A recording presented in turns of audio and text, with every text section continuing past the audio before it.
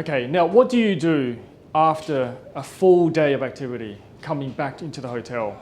If you find that your hip is starting to get sore, your low back is starting to get sore, or you've been lifting a little bit and your shoulder's starting to get sore, if you can, request for an ice pack.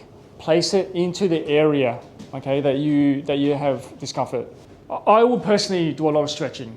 Okay, I always know it's always my left hip that usually gets sore and tired and fatigued, even my thighs. That's why I always have made an effort to try and, especially when I'm at the gym, I do a lot of squats, a lot of lunges, a lot of stretches to try and prevent that from happening. So that's definitely another thing you can look at doing.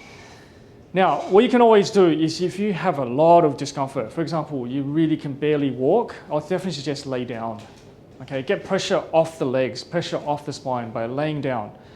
If you can, preferably lay on your front. If it's that uncomfortable that you can't lay on your front, then lay on your back.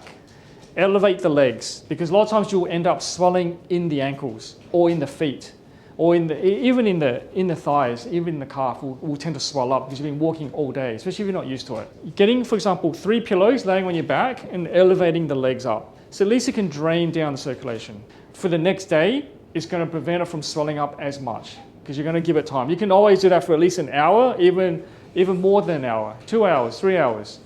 Okay, so there's a few things you can look at doing, but really the preparation is the key. If you're prepared better, then you shouldn't run into these problems as much.